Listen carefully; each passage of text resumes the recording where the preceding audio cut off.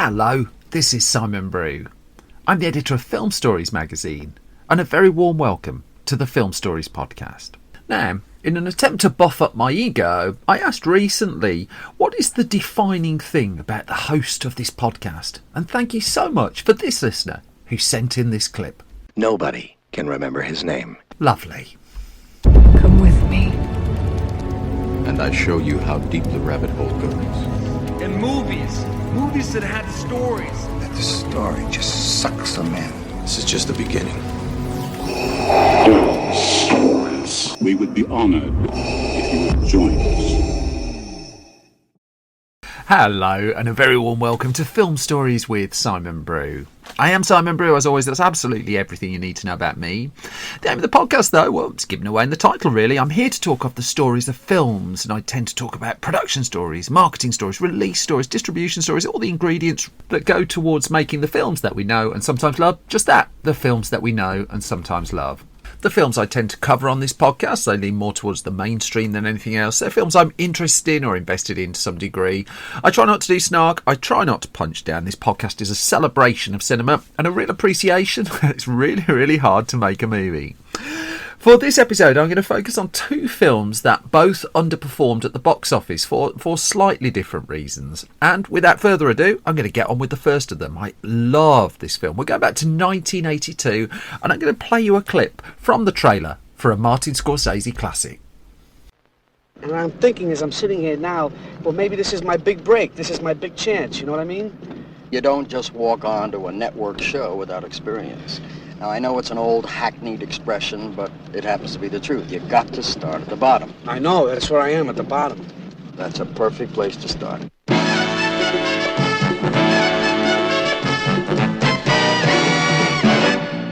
So will you please give your warmest greetings to the newest king of comedy, Rupert Pupkin.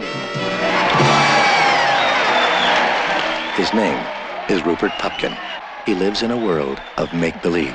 Oh, Jerry, I love this guy. Always coming up with these great lines. I love him. Nobody can remember his name. Mr. Pipkin. Mr. Pupnik. Mr. Puffer. Rupert. Pupkin, P-U-P-K-I-N. But by 11:30 tonight, the whole world will know that Rupert Pupkin is the new king of comedy. Robert De Niro, Jerry Lewis, in a Martin Scorsese picture. The king of comedy. Well, so I'm going to play you a clip from the trailer. In the end, I decided to play you the full trailer for the 1982 movie, The King of Comedy, directed by Martin Scorsese, written by Paul D. Zimmerman, and starring Robert De Niro, Jerry Lewis, and Sandra Bernhard in the three lead roles in the film. Now, this is, over time, has become a much, much loved Martin Scorsese movie. He's overlooked classic to a degree, but at the point of its release, well, as we're about to find out, it kind of fell hard, really. So I'm going to start with Sean Levy's biography of Robert De Niro, which I've talked about a bit on this podcast in previous episodes. Very, very worth digging out. And Levy uncovered that it was back in 1974 that Robert De Niro took delivery of a manuscript. That manuscript was of the unpublished novel, wouldn't you know it, The King of Comedy. It had been written by Paul Zimmerman. And Zimmerman had been a film critic at Newsweek, and he'd taken influence in his story from the talk show of the era that was hosted by a man called David Susskind. Now, in particular, he was watching an episode of Susskind's show where autograph hunters came on and were spoken to, were part of the programme. And what he said was, I was struck by the personal way these autograph hunters related to the stars. And so one of them said Barbara is hard to work with, and was on about Barbara Streisand. As it turned out, Barbara Streisand had asked this particular autograph hunter not to bother her, but, quote, he turned that into a Barbara is hard to work with, just because she'd asked for a bit of space. And also Zimmerman said there was another fellow who had kept a daily diary of his impressions of the Johnny Carson show. Now, here in the UK, the Johnny Carson show, not as big a thing. I'm very conscious that in the US, one of the premier and most famous talk shows in US television history. And so what happened is Zimmerman saw these two slightly different stories, the kind of celebrity stalker, really, and married them together to make story, The King of Comedy. In particular, he used these to mould a character. This would be the character of Rupert Pupkin, a man described as a little bit of a groupie, but also a stand-up comedian. The problem for Zimmerman, though, once he'd fashioned his story and found this character, was he just couldn't get the book published. And after a few attempts to do so, he decided to take a different path and turned it into a screenplay instead. And so that screenplay was the one that came into the possession of Robert De Niro. And I've found a couple of conflicting reports about just who gave who the screenplay. That one report says the screenplay got to Martin Scorsese first in the 1970s, early 1970s, and it was he who passed it to De Niro. I've seen it also written the other way round. I'm not on speed dial with either of them, so I can't 100% ascertain. The crucial part is both of them were aware of this script in around 1974, but also after their success on Mean Streets, they were about to get working together on a film called, what was this one? Taxi Driver. Wonder what happened to that. Now, the New York Times noted that Scorsese in 1976 actually rejected The King of Comedy, the problem being it was, quote, too simple and too superficial in the guise that he'd seen it. Now, this meant that the project moved on, and in fact, another filmmaker and another screenwriter got involved, actually, because even though the book still hadn't been published, a writer by the name of Buck Henry picked it up and came up with a fresh screenplay based on the manuscript that Zimmerman had put together. He did so with this as a possible project for director Milos Forman, who was riding incredibly high off the back of the all-time classic One Flew Over the Cuckoo's Nest. Now, the script that Buck Henry wrote, that was also sent to Robert De Niro, who had retained interest in the project, but he wasn't as interested in Buck Henry's take on the material. And in fact, when he took delivery of that, he asked instead if he could take the original script back to Martin Scorsese again, and thus Buck Henry and Milos Forman would no longer be involved. And as it turned out, that's pretty much what he did. The thing was, though, that if De Niro's head was very much in the material, and it really was, he really saw something in the character of Rupert Pupkin that he wanted to explore, Martin Scorsese couldn't really see what was in it for him at that stage. He didn't have the same eureka moment with it, and in fact he was looking at pursuing a different project for the pair to work on, a film called Nightlight, which would have told the story of a pair of brothers. One of the brothers would have been a cop, the other a comedian, and he wanted to lure Robert De Niro to that. However, De Niro still leant towards The King of Comedy, and De Niro's star was the one very, very much on the rise. The Godfather Part 2 had won him an Oscar. He was about to get another Oscar as well, and that would come in the form of Scorsese and De Niro's next collaboration at this point, 1980's Raging Bull. Raging Bull was to be their fourth film together. That Mean Streets had hit in 73, Taxi Driver in 76. They'd done New York in 77. But rather than pressing ahead with King of Comedy, it was Raging Bull that was next on the list of films that they were going to tackle. And Raging Bull is bluntly an absolute masterpiece. I say this as someone who only watched it in the last few years. Shame, shame, shame on me. It's one of those things, though, when someone... I haven't resisted the film. It's just a case of opportunity. But I'm also very conscious that when people tell you a film is brilliant, almost the reputation of it sometimes puts you off. You just feel like you don't want it. You don't want it to let you down. Raging Bull does not let you down. It is fabulous. Directed by Scorsese, starring Robert De Niro. It's a stunning piece of cinema, and over time its reputation has rightly only enhanced. I mean, it did have success on its 1980 release as well. Robert De Niro picked up another Oscar for his stunning portrayal of the boxer Jake LaMotta. But also, by the time Scorsese had made Raging Bull, by the time he'd come through that, it was pretty much had enough of narrative fiction feature films. And in fact, he was looking more towards documentary. He needed to recharge his batteries a little bit. He was living a hell of a life at that point. You can dig into Scorsese's history to find out a little bit more about that. And whilst ahead of the premiere of Raging Bull, he'd verbally said to De Niro, all right, I'll do King of Comedy. I'm not sure he did it in that accent. After coming through the release period of Raging Bull, he just wasn't that keen. He just saw it as a De Niro project. I mean, De Niro continuing to show interest and pursue it. I mean, he was talking to autograph hunters and getting their stories. But it just wasn't quite sure what the hook was for Scorsese. However, the bond between De Niro and Scorsese meant this was worth a punt. And so what happened is they went to New York and they met up with Paul Zimmerman. And they sat around with the two screenplays they had for The King of Comedy. The aim then was to work through those two scripts to find a film that they could both lock into. And I mean, Zimmerman said at this point he was quite uncertain about what might come out the other end. And De Niro and Scorsese were also doing work on it as well.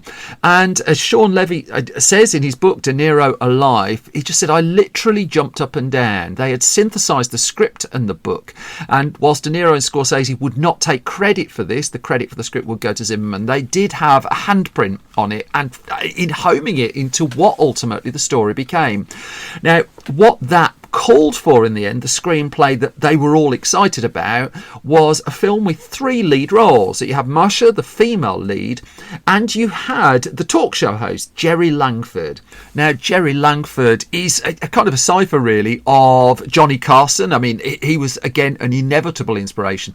But also one of the original inspirations for Zimmerman was a talk show host by the name of Dick Cavett as well. And so when it came to casting, actually, they did approach Johnny Carson.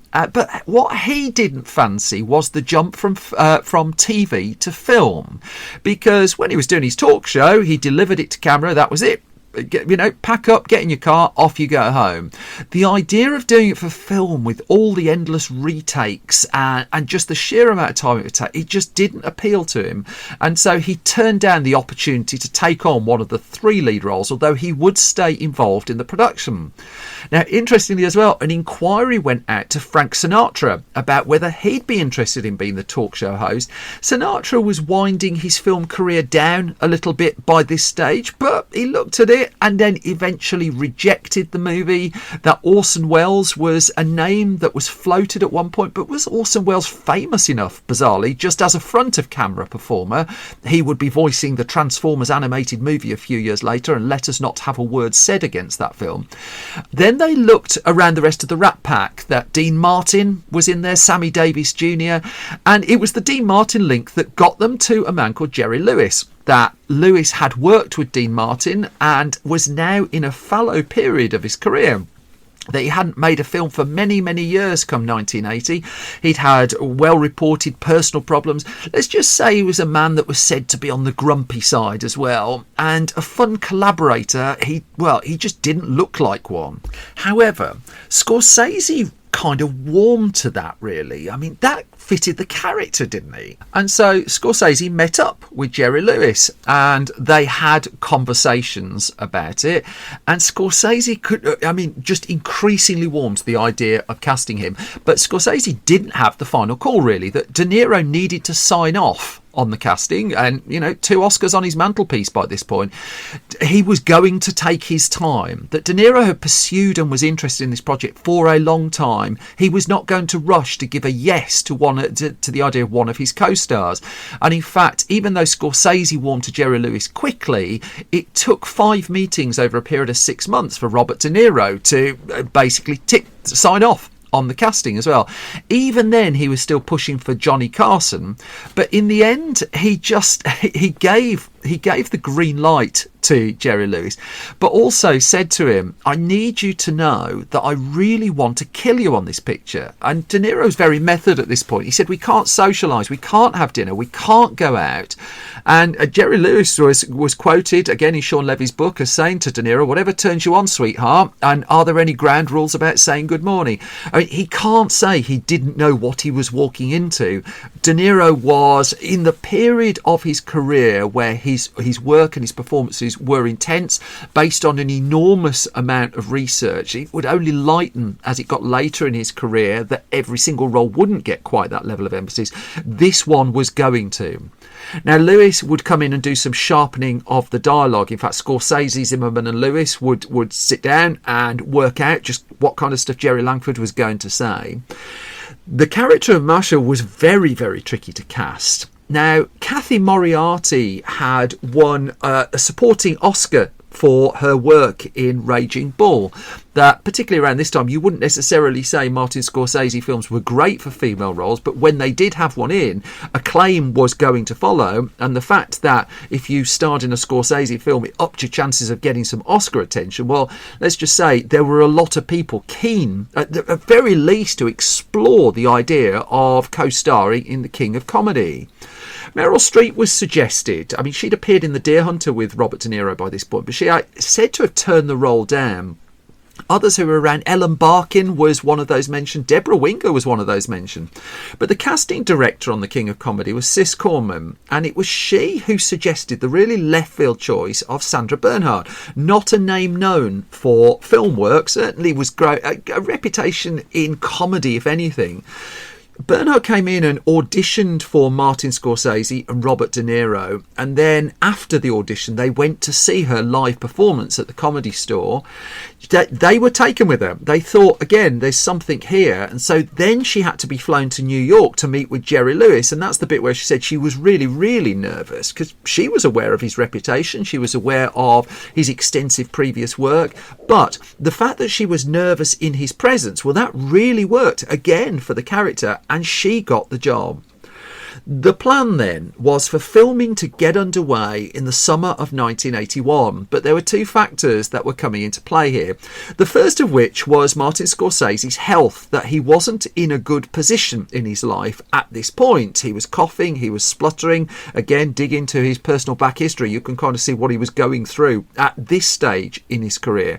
And so Scorsese was keen to push the movie back towards the end of 1981, certainly wasn't ready to do it in the summer. However, the other factor here was that the Directors Guild of America was on the verge of going on strike. Now, this meant that a lot of productions were going to shut down, and in fact the criteria for in 1981 was if a certain amount of your film wasn't shot by the time the strike actually got underway, then your film would be shut down. So this was going to be the first picture for the company Embassy Pictures, and there was a keenness to get this before the cameras, not in the summer of 81 as had originally been planned, but to move it forward a month so that they could just take advantage of this small window and get the film shot that year. Scorsese's health not great at all, but he had little choice if they were going to do the film of hitting a 1st of June 1981 start date, which is what happened. Now, the New York Times did a report on the film in August of 1981, and it reported that the film was shooting at Reeves Sound Studio in New York City and was also shooting on location in and around the New York area. But throughout the shoot of the movie, Scorsese just was not a well man. There was a lot of coughing and spluttering and a real sense that he was battling through to get the film made. But also, it was an intense movie to make. That, for instance, Robert De Niro wanted a lot of retakes and reshoots. He wanted to hone this performance. He wanted to get it right. And so on the one hand, you had De Niro, who would take all the takes he needed just to put in the performance that he wanted. On the flip side of that, there's Jerry Lewis, who had starred in Hollywood productions of old, where you got a couple of goes, that was your lot, you've got to move on. So Lewis was struggling to adapt to De Niro's way of working, that he was used to being on sets where things moved a lot faster, and now here he was with De Niro using 20, 30 takes, a director who wasn't very well, and just a degree of underlying tension to it. It wasn't as if De Niro was in the downtime coming up to him and they're having a chat about the football or anything like that. But Lewis knew what he was signing up for before, and he knew too that the chances are this was going to be special. I mean, he wasn't daft. He'd seen Raging Bull, and he figured if this was the process of De Niro and Scorsese, if this what they needed to do to end up with that kind of end result, then, yep, I will do whatever I have to do in order to fit in. His philosophy to it was relatively straightforward. He's going to keep quiet. He's not going to cause trouble. He's going to button his lip. He will do his work. He will put up with whatever he has to put up with. Now, he would admit, again to Sean Levy, that De Niro and Scorsese have, quote, eccentricities that I as a filmmaker had to adjust to because I wasn't there as a filmmaker. He said if they'd hired me as part of the filmmaking team, I'd have killed them both because it was against everything I was taught. And he said, for example, I do my homework. When I come on the set, I can tell you every shot that will be made on that picture that day, right up to wrap. Scorsese, he argued, comes onto the set, and the first thing he does is check the temperature of Robert De Niro before he lays out what the day's work is going to be and what he's going to do. And again, Lewis reconciled, I know that this is the best way to get a performance out of Robert De Niro, but for the rest of us around it, the rest of the film crew, the rest of the cast, it's really quite hard to do. And they identified that the hardest scene to shoot, I'm going very, very spoiler light if you've not seen The King of Comedy, was one where the character Rupert Pupkin turns up at the house of Langford, and this one particular scene took 2 weeks to do. It also took De Niro needling Lewis to get the response and the explosion and the reaction we see on screen. And so afterwards, I mean, there was some quite offensive and unpleasant stuff said just to get under the skin of Lewis. And as he said, afterwards, De Niro in the end was said to have just come into the dressing room and said, "Are you okay?" And Lewis said to him, "Yes, I'm fine. I never want to work with you again." De Niro had done extensive research to get to this point. He'd watched hour after hours after hours of late night talk shows. He'd interviewed stand-up comedians, he'd interviewed talk show hosts, he'd interviewed autograph hunters, he'd looked at old joke books. He just had to get his head into the mindset of Rupert Pupkin.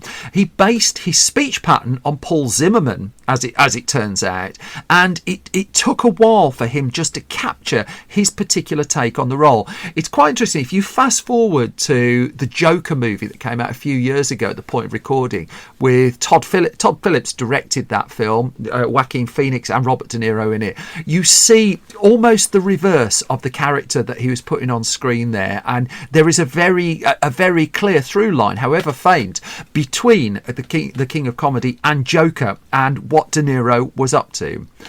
Now, Sandra Bernhard, meanwhile, she was having a blast, really, working with De Niro and Scorsese. She was putting it. I still think her performance in this film is outstanding, really unsettling and outstanding in a film that has a lot of unsettling and outstanding performances in it.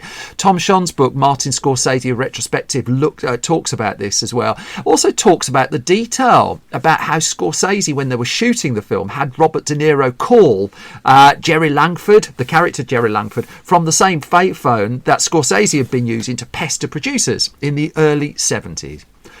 Filming wrapped up. I mean, it beat the strike. It got what was required. The filming was wrapped up in the early autumn of 1981, and that would point towards a release in 1982. That's a fairly straightforward decision. You'd think that they'd get the film out and sit back and wait for the acclaim and hopefully get a few more Oscars as well. But the edit was, I mean, Scorsese went through the edit with his regular editor, Thelma Schumacher, and they came up with a film that was just shy of 2 hours long. And it was ready to go in front of the studio. It's ready to go in front of test audiences as well. But the film didn't actually appear. It just seemed to be taking an awful lot more time than people were expecting to see it, bluntly. Because the story here now moves forward to September of 1982. So that's a year or so after the film had wrapped. And that's when Variety reported that 20th Century Fox had announced that the film's release date was at that stage pushed back to quote an unspecified date. It had been expected that The King of Comedy would be in cinemas for the end of 1982, but it was delayed with no new date allowed. Now, as 20th Century Fox reps told Variety at that point, it was the delayed opening will, quote, allow the studio to better market its soundtrack. Okay. But the editing that had taken place had, let's just say the cut that Scorsese presented to Fox in the end was one that Fox didn't have the slightest clue what to do with, because Fox was distributing the movie in the US at least. And I mean, it just took delivery of it. It watched the film and there were no stars really. Well, it's not a case that there are no stars, but there were star names that were doing things that they weren't stars for. So if you're trying to sell a Robert De Niro film, sell him in a mob movie or something like that. But do you sell him as a kind of stalkerish stand-up comedian who's really creepy and not very pleasant? Well, that's a lot trickier, isn't it? It didn't help too that Fox tried test audiences as well, and the test audiences just didn't like the film at all. In fact, the word was that some of the test audiences flat out hated The King of Comedy, and so Fox just decided to cut its losses. Never mind that it had a Scorsese movie, it just buried it. And it moved the release in the US to February of 1983. Just, 18 months, nearly 2 years after filming had begun. So the US release came first. In fact, no, I tell a lie. It apparently came out in Iceland at the end of 1982. But when it came out in the US, the critical response to it was, some people really liked it. But it would be fair to say this absolutely split the crowd. Some hated it, some really liked it. A lot of people just didn't know what to make of it. Scorsese and De Niro had never delivered a film like this, and when they came up with something incredibly unusual, certainly for the pair of them as well, what do you do with it? And I've heard this from filmmakers a few times, that they've gone off and they've made something that people weren't expecting, and they feel they've taken a battering for it just because the preconception didn't marry up to what you ultimately got. I think there might be a bit of that with The King of Comedy. The film that was presented to audiences and to critics, though, there's no two ways about it, just didn't find its place in 1983. Incredibly ahead of its time in many ways. I took the liberty of just looking up the box office chart to see if that was barely worth doing, really. The film cost $19 million to make, but on its opening weekend, it was buried February the 18th to the 21st, that weekend in 1983. Not a point where films of a particular profile were being released. It had missed the Oscar run, and it was in a fallow period for the box office. It wasn't in the Valentine's market, was it? It opened in 16th place, and the films that were at the top were the likes of Tootsie, Gandhi, The Sting 2, Lovesick, The Lords of Discipline, that sounds kinky, 48 Hours, Sophie's Choice, E.T. You have to go a long way down the chart to find The King of Comedy. But then, as it just added a few more screens to its run, it made not the slightest bit of difference at all, and it just dropped out of the chart. In fact, if you just followed the charts for the weeks afterwards, it's just not even listed. The box office return on The King of Comedy was $2.5 million. That was your lot for a $19 million film from a brand new film financier, film production company. It was regarded as a flop. No two ways about it. Now, there was an attempt really to approach the release outside of the US slightly differently. Because, I'm digging into an article here from the New York Times from May of 1983, and it reports that the 36th Cannes International Film Festival opened with, what do you know about it? The King of Comedy. And that was, as it described, because of the, quote, long-running love affair between France and Jerry Lewis. So never mind the fact the film had cratered, really, in the US. It was Jerry Lewis who dominated, I'm quoting the article, the opening night Saturday, receiving ovations from the crowd gathered in front of the film centre on the Cannes waterfront when he entered and left. Mr. Lewis also dominated the scene inside from his front row seat, and the response to him and the film at Cannes was just slightly more pleasant than it had been in the US. Now, this, in theory, is the story then of a box office failure that disappears into the ether, only it just didn't happen.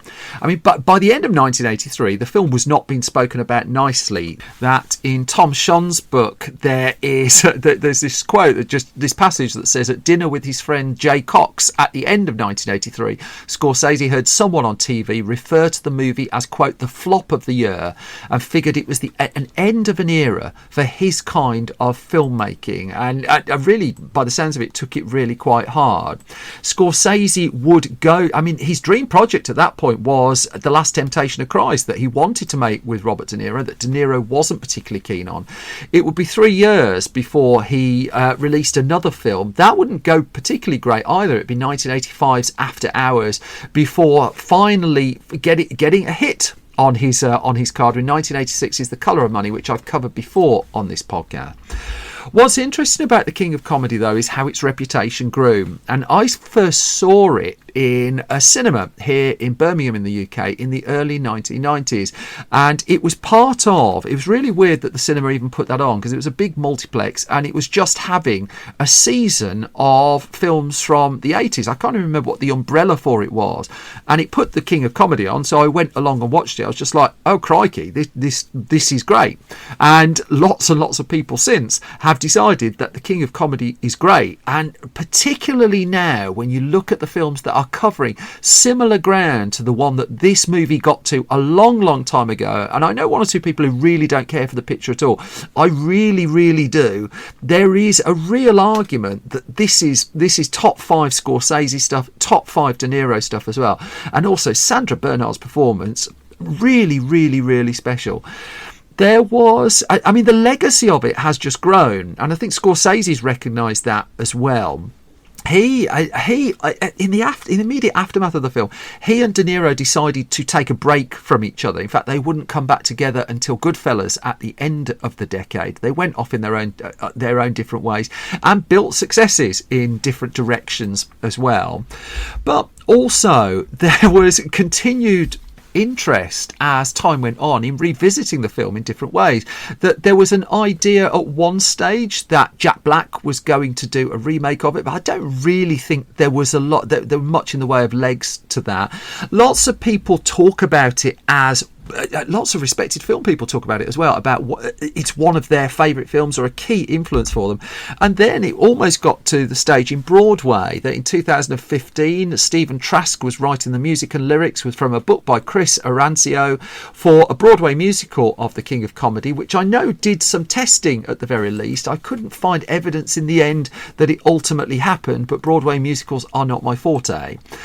I suppose the biggest commercial indictment of the King of Comedy is just how closely the $1 billion grossing Joker film, which I will come to at some point in this podcast, leans on it and almost sees it to a degree as a bit of a template for the film that Todd Phillips put out. But you look in the back catalogue of Scorsese movies, and it does stand out as kind of the underseen gem, even though its reputation has grown a lot in recent times. No sequel to it, no great big huge 4K release of it or anything like that, and it perhaps isn't as overtly revered as many of Scorsese's movies, but crikey, if you're looking to dig into his back catalogue and find something just a little bit special, this one really is it.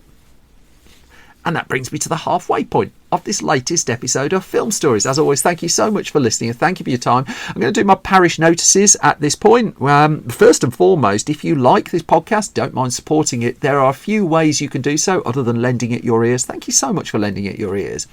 If you go to patreon.com/SimonBrew and put a few coins in the pot there, then you get the podcast early, you get it ad-free as well, you find out what we're up to behind the scenes too. Thank you to all the people who support me there. I can't tell you how appreciated it is.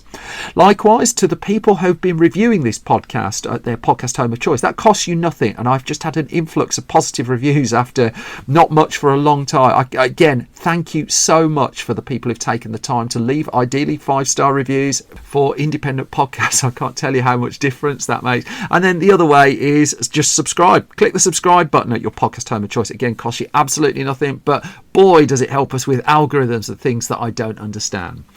I have magazines for sale as well. Print magazines, print film magazines, just like they used to make and still sometimes make. If you go to store.filmstories.co.uk, you can find them there, including the brand new issue of Film Stories magazine with a huge exclusive on the new Bob Marley biopic, Bob Marley One Love. Spoken to so many people for that film.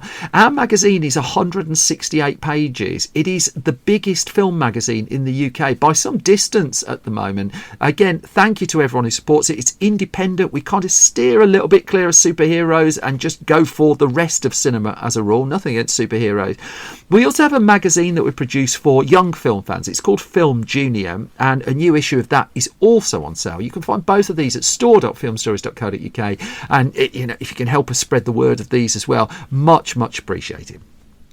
but that's enough parish notices. I'm going to move to the 1990s now, to a star vehicle that didn't set the box office alight and kind of got a little bit overwhelmed by stories of, two stars who didn't really get on. Let me play you a clip from the trailer. I'll come to the story of this film the other side of this.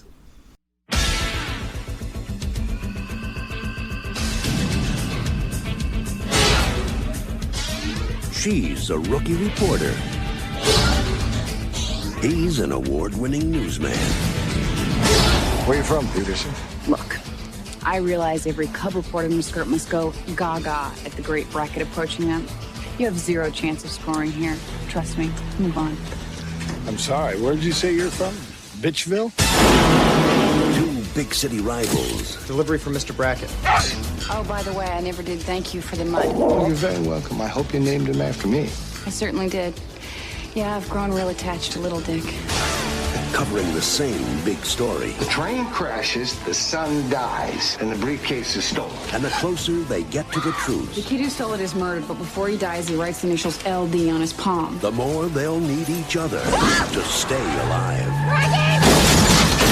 Somebody's trying to kill us over a cow hormone? Is that what you think, Brackett? Is that what you think, Peterson?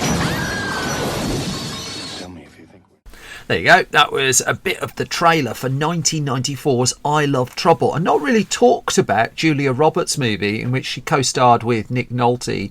Directed by Charles Shire, written by Charles Shire and Nancy Myers. Nancy Myers produced the film, and alongside Roberts and Nolte were Sol Rubinek, Robert Loggia and James Rebhorn.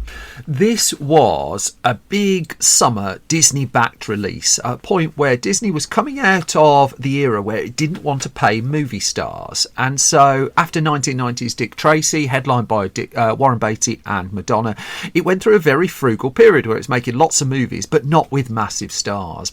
And I Love Trouble was one of the films where it kind of started to move towards where it would be by the end of the decade, when it was paying Bruce Willis to star in Armageddon, although there's a whole story and a half of how he ended up in that. That notwithstanding, there are a couple of things going on with the genesis of the film that became I Love Trouble, but the one at the heart of it was trying to come up with a modern spin on the kind of old Katharine Hepburn, Spencer Tracy kind of films, with a male and female lead in the midst of some degree of caper, and it's all really lovely. And so in theory, that should have worked. Julia Roberts, one of the biggest movie stars on the planet at this point in her career. Nick Nolte had come off some very acclaimed stuff just at this point, the likes of Cape Fear and Lorenzo Zoil. So it should have been a big hit. But what I Love Trouble turned into was not only a box office failure, but one of the most notorious 1990s cases of Hollywood stars not getting on, and this being known even before the film was out. So Julia Roberts' career, I mean, she came to prominence off the back of Mystic Pizza and Flatliner. She became a full-on movie star off the back of 1990's Pretty Woman, and she was kicked around the tabloids. That underpins a lot of this story, actually, that she was treated horrifically by the tabloid press, that she was judged, she was pushed and pulled, she was presented in a really unfavourable light, when actually she was a woman in her early 20s just trying to make her way through life, and had the glare of celebrity suddenly thrust on her. So after 1991's Hook, the Steven Spielberg directed film where she played Tinkerbell, she was fed up, and she stepped away from the big screen, bar a cameo in Robert Altman's film The Player. And so it was a couple of years really before she would reappear. And when she did reappear, she signed a 2-year deal with a company called Caravan Pictures. Now, Caravan Pictures was headed up by a man called Joe Roth. Roth had headed up 20th Century Fox film output up until the early 1990s, but unusually for someone heading up a Hollywood studio, Joe Roth was a filmmaker. I mean, he would go on to direct films like America's Sweethearts. He did a film called Coupe de Ville as well. He had a couple of directorial credits. Really unthinkable now that a film director would be heading up overseeing a Hollywood studio, but that's where we were. And so Caravan Pictures had done a deal with Disney, which is what brought movie stars back into the ecosystem really of Disney's live action action output. And Julia Roberts also agreed a 2-year deal with Caravan Pictures as well. So one of the films she was looking at the time was called In a County of Mothers, which was to co-star Susan Sarandon. Now, I think that migrated into 1998's Stepmom, which was set up somewhere else, directed away from Disney, and directed by Mrs. Doubtfire's Chris Columbus. I'm assuming it's the same project, although I can't find that confirmed. Roberts was, her first project back after her hiatus was a John Grisham adaptation, the film The Pelican Brief, opposite Denzel Washington, directed by Alan J. Pakula. That was due to in cinemas the end of 1993. And she reflected on her break from filmmaking in an interview with The Guardian back in 1994, and she talked about how the past 2 years have been two of the most incredible years of my life, and how she went travelling, she read more books than she did screenplays, she reconnected with old friends, she got married, and she really got a thirst for interesting films again. She said, I went with my instincts. As she told Variety, I was waiting for something perfect, and what I'd been looking for hasn't been around until now. A variety of projects then sprung up, and one of them was I Love Trouble, written by Charles Shire and Nancy Myers, who had enjoyed a success with Disney with the Father of the Bride remake, starring Steve Martin and Diane Keaton. And the pair of them had built up quite a career as well. They'd done Jumping Jack Flash, they'd done Baby Boom, they'd just written a film called Once Upon a Crime as well. It's an odd film, that is, as well. But Disney liked them. In 1991's Father of the Bride was a really solid hit. Steve Martin wasn't a massive movie star at the point he was cast either, and turned into a very profitable feature, and so they were soon committed to do Father of the Bride Part 2, which would follow in 1995.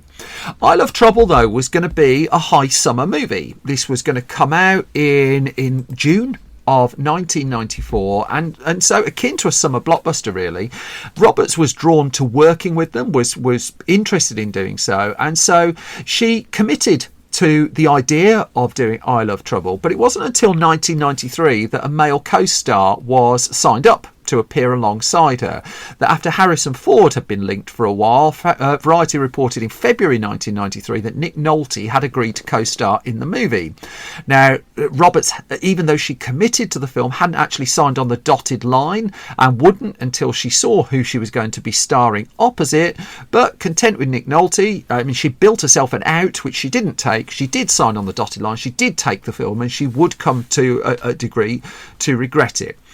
The problem initially was that her schedule all of a sudden had gone from a bit famine to feast. That I Love Trouble was going to have to hold its production until September 1993 because she had her hands full with the aforementioned The Pelican Brief. She was going to go straight off The Pelican Brief onto I Love Trouble as well. But The Pelican Brief was moving by May of 1993. It would wrap up in November when some final reshoots took place, but the bulk of production was done in time for I Love Trouble to start filming on October the 4th, 1993. And it shot in the US, it shot in Los Angeles, in Wisconsin, in Chicago, in Las Vegas. It would be quite a long shoot. It wouldn't wrap up, and the last shots wouldn't be called until well into 1994.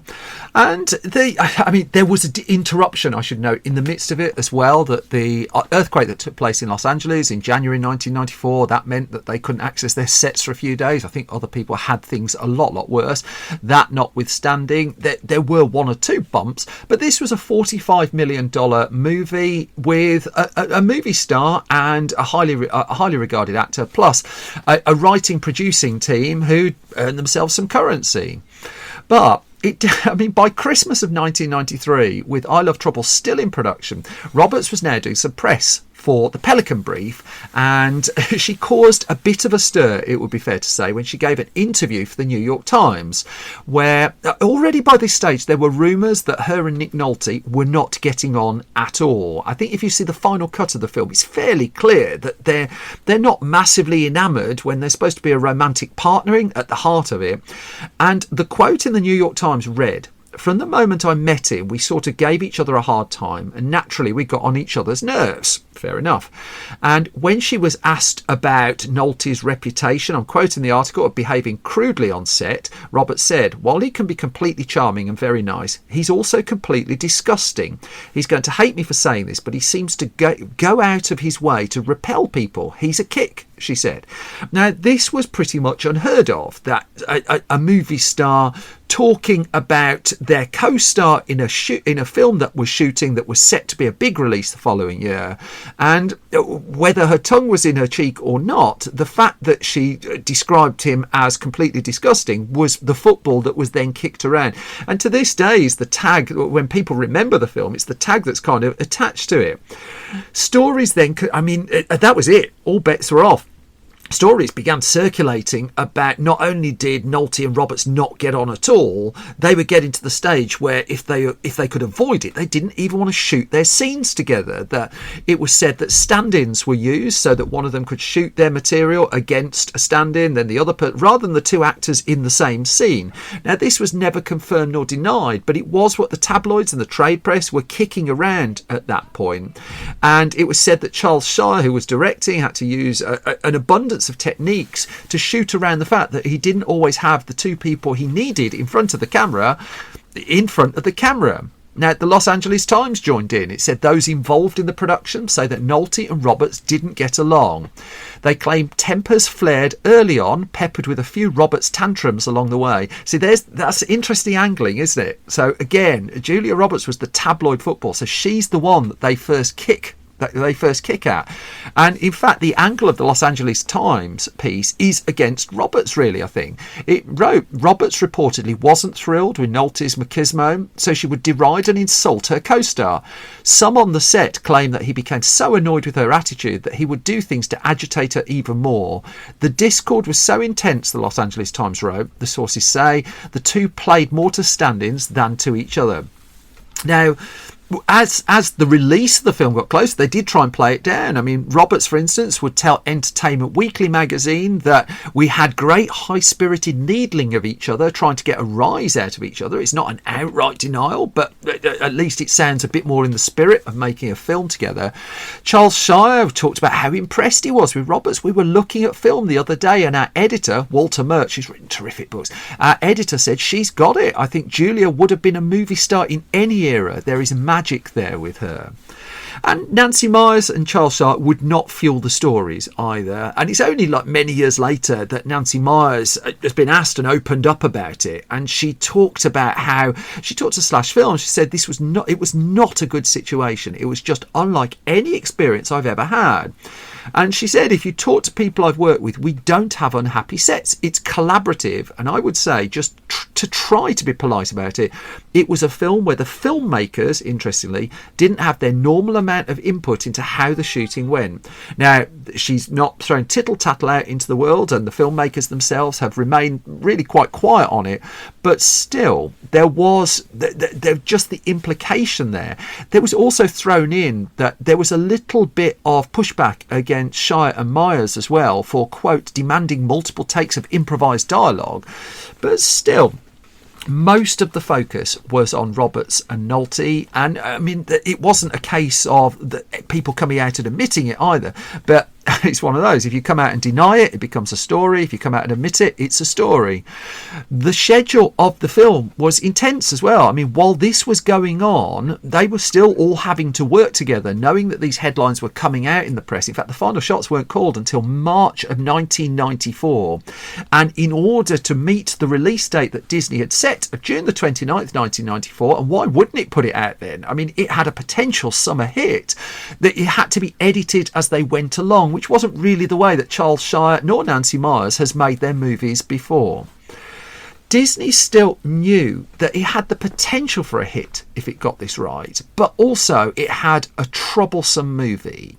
Now, the word around the film just simply wasn't pleasant, and the ink being directed at it was pretty hostile. Throw in the fact that Julia Roberts is in the middle of the story, well, they couldn't wait to come in and give it a kicking. What Disney decided to do was almost cut its losses in the way that it approached the marketing of the film. And it's a fairly late change it made, because the original plan was to push it as a kind of almost romantic Katharine Hepburn, Spencer Tracy style film. But instead, it decided it was going to be on much safer ground to push I Love Trouble as a suspense thriller. And it marketed, the disconnect between the trailers and the poster is really quite something, I think. But Also, Disney would have looked at the box office returns of the Pelican Brief just before Christmas at Christmas 1993. That can't have hurt. That was a hit. A suspense thriller with Julia Roberts' name at the top of the call sheet. Well, let's capitalise on that. And so it did its about turn in its promotion. I would suggest what it came up with was quite a conflicted way of pushing a film that didn't get across at all the identity of the film. But still, the race to the finish line was also demonstrated by the fact that the score was changed really late in the day. I mean, some of the early posters for I Love Trouble had been printed with Elmer Bernstein's name on it, but Elmer Bernstein's film is not the one that accompanies the movie. He was replaced very late by David Newman, and it's only on later publicity that David Newman's name appears, and it's David Newman's score that ultimately accompanies the film. Now, Julia Roberts stumped up for the press junket. It's really important to push stuff like this as well, that she met her obligations on the movie, and she would a different Los Angeles Times report said that Disney said the various rumours of riffs are untrue. Well, clearly they were true, but there you go. Saying that all involved were complete pros on the set, and in a I Love Trouble press junket for which Roberts did back-to-back interviews for 2 days, Disney went out of their way to laud her performance. As Disney spokeswoman Terry Press was quoted as saying, "I wish more stars took a page from Julia's notebook. She recognised selling this movie was her job. She was unbelievably pleasant to people." Now, the film debuted in the US on June the 29th, 1994. By this point, Roberts was on to her next project. She was in the UK making Mary Riley with Stephen Frears. Now, I've had Stephen Frears on this podcast before who's talked about the difficulty of that film. I might come to it separately in a standalone podcast. For the purposes of I Love Trouble, the reviews were they were just hostile. There was no way around it. That nobody in the critical fraternity, I suggest virtually nobody in the audience, was buying the coupling of Julia Roberts and Nick Nolte. And in terms of disastrous pairings of lead actors in films of this ilk of the 1990s, it's hard to think of a more mismatched bunch than those two. It's not. I went to see this actually when it came out in the UK. It came out a little while after the US release, and I can't say I disliked the film. I thought it was vaguely, perfectly entertaining. I mean, I never had an urge to go back to it particularly.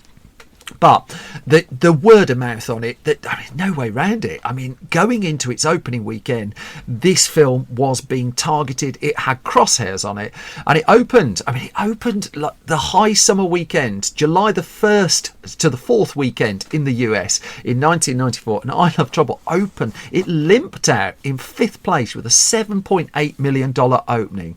Against that, The Lion King had been out for a couple of weeks. That was the #1 movie, still grossing 34 million. The Shadow. Oh, I really like The Shadow. There's not many people who say that.